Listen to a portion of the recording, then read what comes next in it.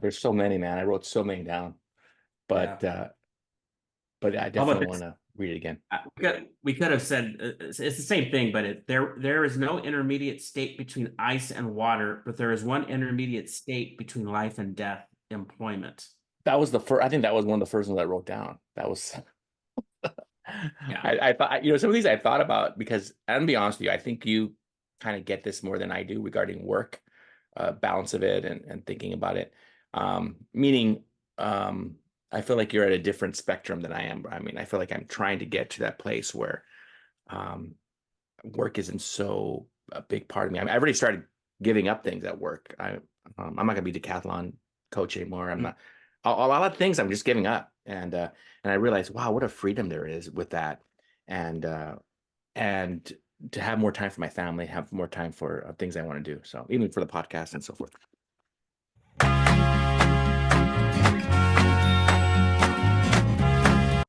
Hello, welcome to the show. Today we are talking the 2010 book, The Bed of Procrustes by Nassim Taleb. Nassim Taleb is a great writer of such nonfiction, economic slash lifestyle books, hard to describe.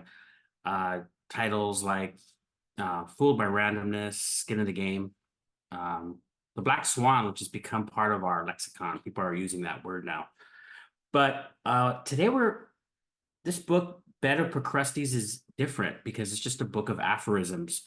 It takes its title from Polyphemus, the ancient Greek story, ancient myth, in which this person runs a big estate and he offers weary travelers a meal and lodging for the night.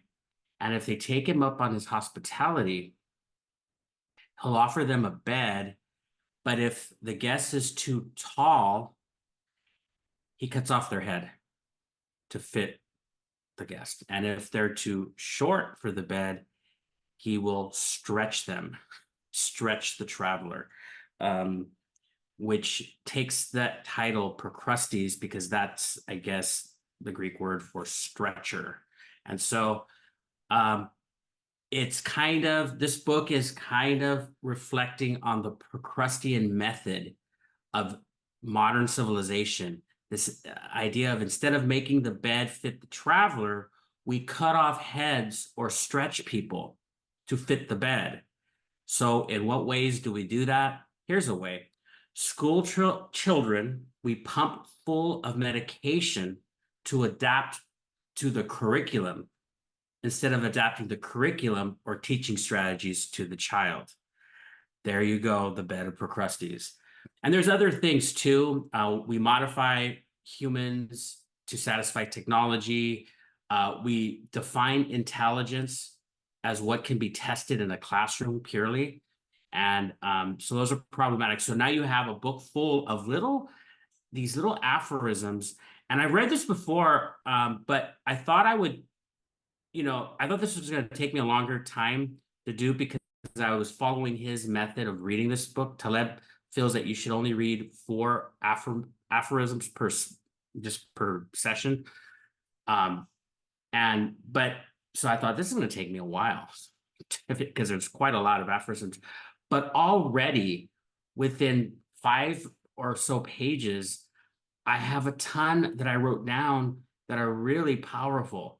And so um, I thought I would share the first one with you. Um, this is one that is, I'm going to be thinking about this for a while. It really relates to teaching and learning, but also in your own personal life. Listen to this. Your brain is most intelligent when you don't instruct it what to do. Something people who take showers discover on occasion. Now, it's fascinating because yes, we all have the shower thing where we have a problem in our heads and we just shut it off by taking a shower. But then we get a revelation. We've talked about that. But then the way he puts this in an aphorism, he kind of extends it. Like, no, this is how often this is how we are most intelligent.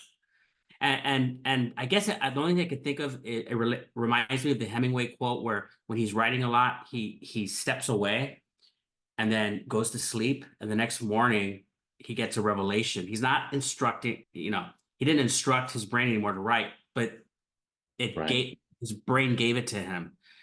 But I don't know, pretty interesting I quote, like isn't it? that one. I wrote that one down too.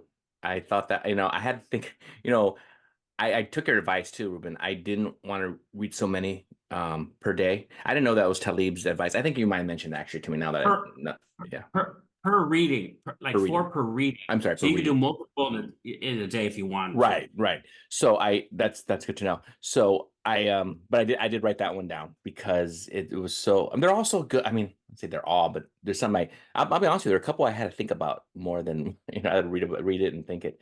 But there is I felt like there were some themes, and tell me if you think I'm wrong here. There seemed like there are quite a few regarding work, like the workplace and what work is. There's some on pharmaceuticals, So, right? so Right? yeah, so give us So I'll some give you things one from on work. educate because the one thing Maybe the on same one. education, since we're teachers, the one I hate to say my favorite, but it's up there, top one. Education makes the wise slightly wiser, but it makes a fool vastly more dangerous. And for me, Ruben, as I thought about that, I go, wow, sometimes people, you know, if you ever met anybody who went to Harvard or to any big school, they'll let you know pretty quick where they went. Now, that's not the problem. That's not a problem at all. However, what happens is with some people, they use that as I don't want to say a badge or a crutch, or they use it to sometimes validify the wrong, if they're going to do something. And I think when I look at that, it is. And sometimes I get scared sometimes sending my son to college because I'm not sure all the things that he's going to get is always going to be profitable. Now, a lot of it is, but there's some things he'll come back and he'll bring it to me. And I go, oh, that's interesting. Let's have a talk. So I think the best thing is to have conversations with your children who are going to college because sometimes some of the things they learn about are pretty wacky. But anyway, that's where I've got. Well, your son's a man now. Your Yeah, he son's a is man now. So he has to determine his own road, right? for He has sure. to decide what he wants to accept or reject. Hmm. I think it's good to talk to him for sure, but Yeah, uh, that is true. But regarding that quote, also is think about, I guess, the initial idea. He mentions the word fool. yeah. So think about two different people, a fool and a wise person going to the same university, let's say. Hmm. Well, um, maybe the wise person, as he gains new knowledge that he's never known before, has never acquired before, um, makes him more thirsty for knowledge. He's already a humble person, isn't going to lord that knowledge over somebody else, but maybe asks more questions the more he learns, and maybe takes on Socrates' ideas that, um, you know what, I know nothing. I'm still blind, you know. That's a very interesting person. The other guy, who's the fool, might think, oh, now I have a Harvard degree. Look at me. Oh, you know what? I can get this job and I can just, infuse my values over people and maybe not hear what they have to. So I could see, going back to this initial idea of a fool versus, a wise person versus a fool. So Yeah. No, I it's think, interesting. but that is interesting because we both pulled a couple of things out of this quote that's how deep and how rich these are, I think, is that you could pull different things out of it. Yeah, it's true. So let's, I have one here. Yeah. Procrastination is the soul rebelling against entrapment. And I've really thought about that for a while because, we've all struggled with procrastination, having to do something that we keep putting off. I've always associated with a negative trait. Procrastination is a bad thing. But here Taleb is inferring maybe it's positive. Maybe you don't want to do that thing because it's not going to be good for you. And maybe you should trust your intuition sometimes. And it's very true in my, so I'm going through something right now where I'm delaying something. And if I could articulate why I was able to articulate it after I read the quote, I think. And that is, once I start doing something, this thing that I have, this task, I know I have to keep feeding the beast and keep doing it.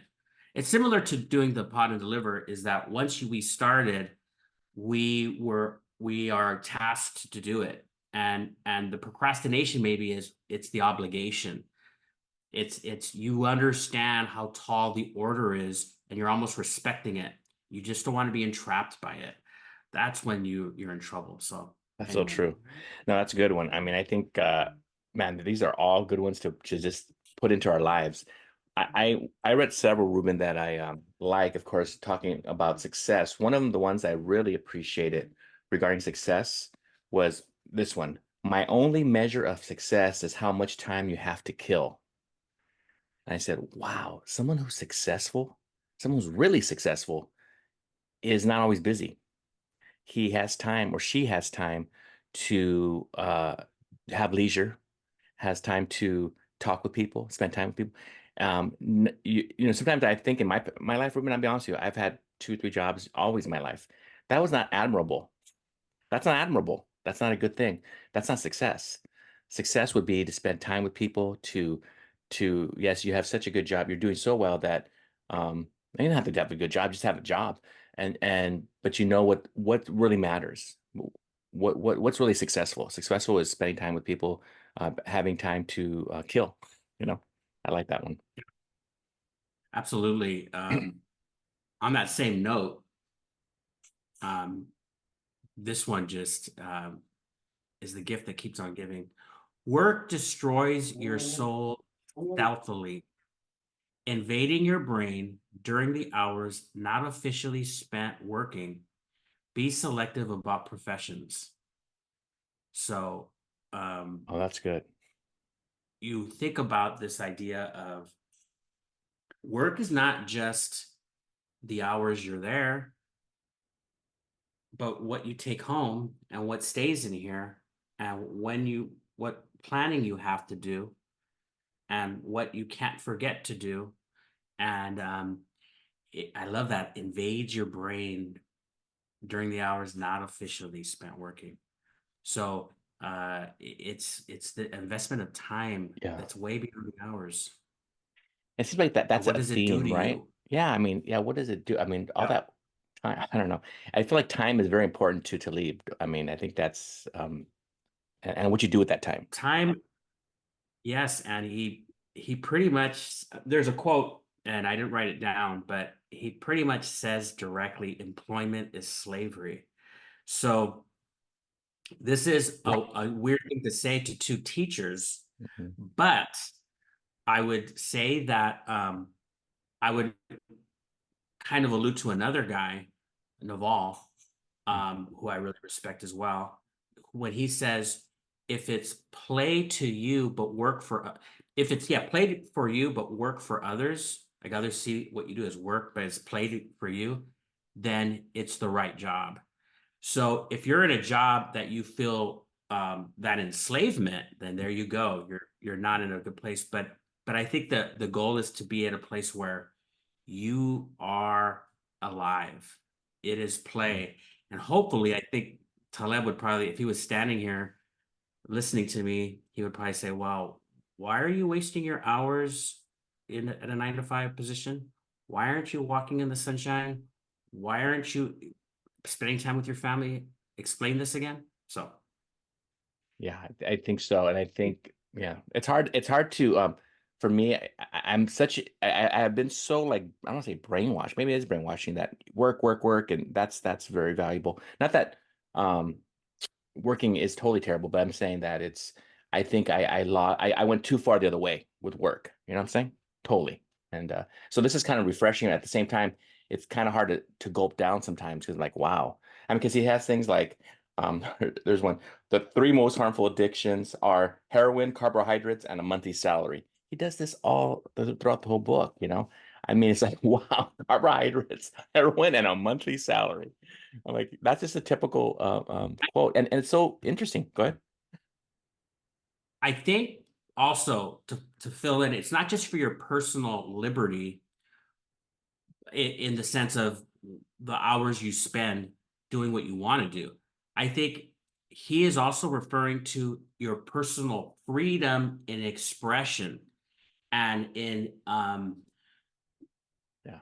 that monthly salary captures you and maybe your soul in the sense of now you can't do whatever you want to do or say whatever you want to say. I think that's part of the equation that is worrisome to an individual. Yeah, for sure.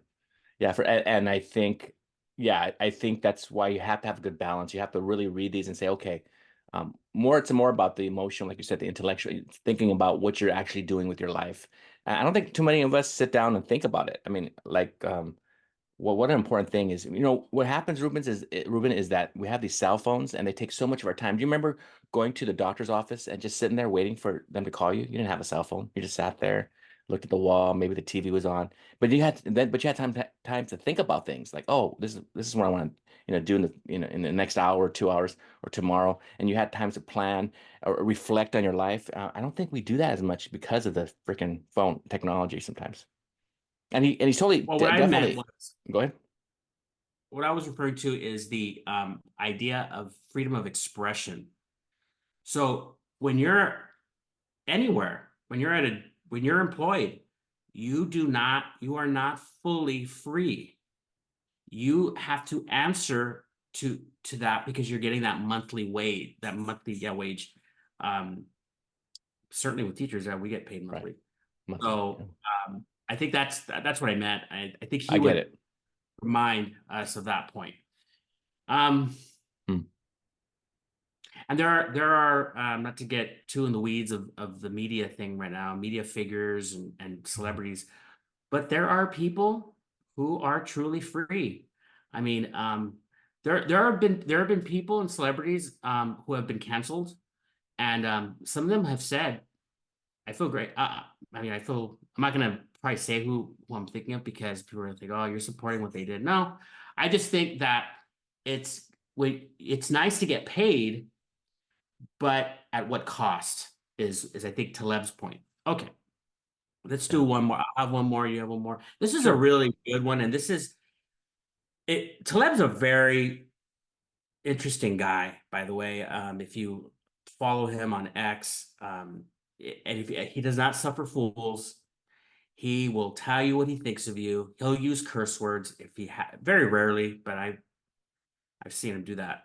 If he's really angry. He's really a believer in this idea of ancients. He loves the mythology. He's a Christian, but the old version of it. I hate to put it like that, but like he likes the classic Greek Orthodox. That's what I believe he's in the Orthodox Church, and and the wisdom. So some of the aphorisms will come through, and it will remind me of something I might have read in the Bible every once in a while, like this one. Your reputation is harmed the most by what you say to defend it. And so that came in handy to me, this idea of um, don't defend yourself too much. And actually, a lawyer will tell you that. A lawyer will say, don't say anything at all, because it makes it worse the more you talk.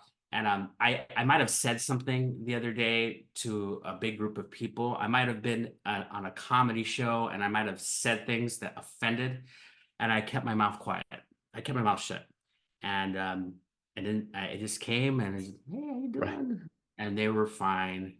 But I think the older version of me would have said, "Oh, did I say this? This is what I meant." And what I said, and then you sink lower and lower. So Oh, I that's like good. that.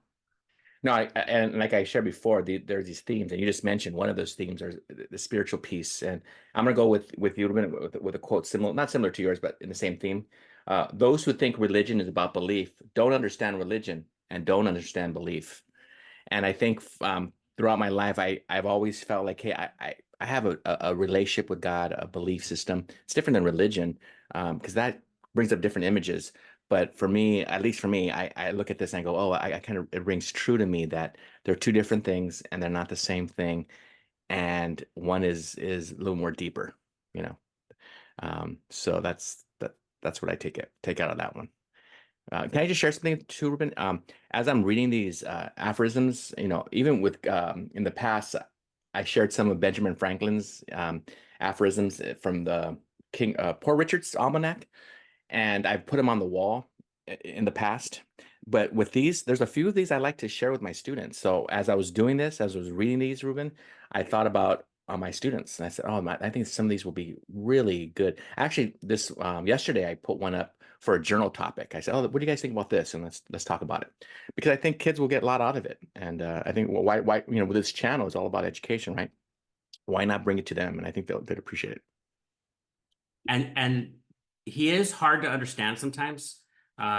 Certainly, whew, his book, not as much this one, but yes, some of the aphorisms are difficult to wrap your head around. But even putting those challenging ones up on the wall might take out 50% of the class, or like, I don't even know what he's saying. But there are always two or three kids, maybe, who like the puzzle of something. They like the challenge of something, and it might hit them. And so definitely forget the real high scoring, high IQ type of students. Oh yeah. We're so focused on these others. All right, everybody. Thank you for joining us. The Bed of Procrustes, Taleb. Check it out. Tell us what you think. Comment, like, and subscribe, and we will see you next time. Bye bye.